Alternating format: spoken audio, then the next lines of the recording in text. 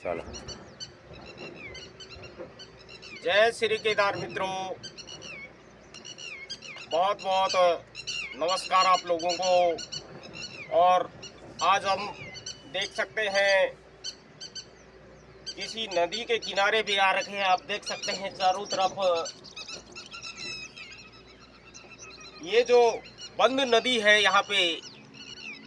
तो इस बंद नदी के संबंध में हम कहना चाहेंगे, पहले जो है नदियाँ कुछ समय पहले, बहुत पहले अविरल बहा करती थी। नदियाँ बिल्कुल कल कल बहा करती थी, बहुत सुहावनी लगती थी। जब भी हम नदी के किनारे पे आते थे तो एक अलग ही एहसास होता था, अलग ही ऊर्जा उत्पन्न होती थी, खुशी मिलती थी हमको। और जब भी हम दूर से भी नदी को देखते थे तो बहुत ही अच्छा लगता था।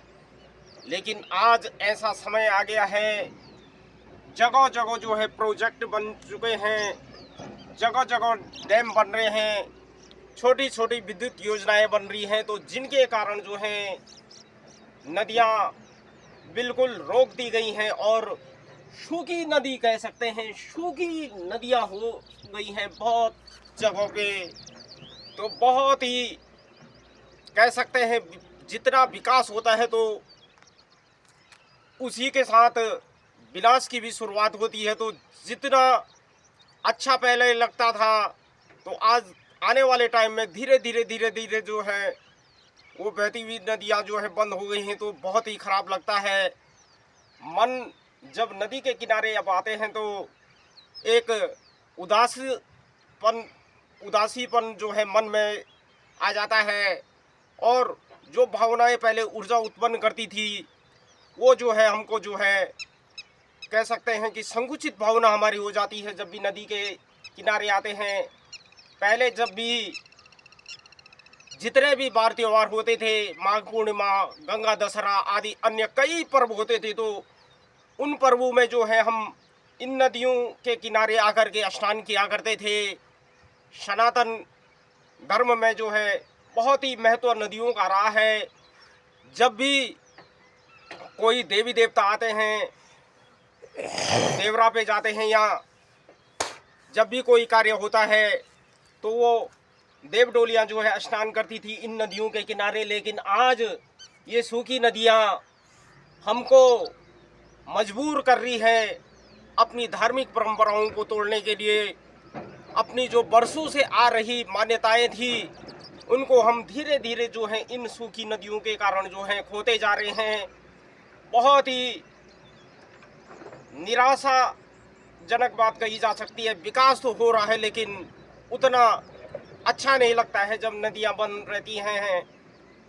और कह सकते हैं मित्रों कि बहुत दूर दूर से लोग जो हैं नदियों में, अपने घाटों में, जब भी कोई व्यक्ति जो है मोक्ष को प्राप्त होता था, या कह सकते हैं कि जब आदमी जो है मृत्यु की प्राप्ति होती है, तो उसके बाद जो है इन नदियों में, इन घाटों में जो है व्यक्ति का अंतिम क्रियाकर्म किया जाता था।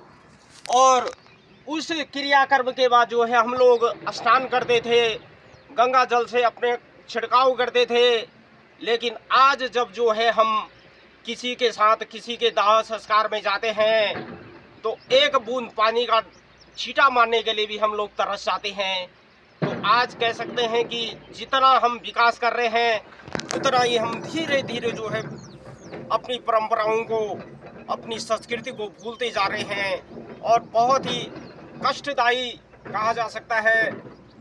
जिस प्रकार से सदियों से कह सकते हैं, जब से इस पृथ्वी का निर्माण हुआ होगा उस समय से ये नदियाँ बहती हैं, लेकिन उनको धीरे धीरे जो है पावर प्रोजेक्ट के रूप में और अन्य तमाम सारी योजनाएं चालू की जा रही हैं नदियों में, तो और उसको बंद किया जा रहा है। तो बहुत सारी इसके अलावा भी हम कह सकते हैं कि जब भी नदी के किनारे के लोग रहते थे तो वो उस पानी से अपना खाना पीना, स्नान, कपड़े धोना आदि सब काम जो है इन नदियों के द्वारा ही होता था।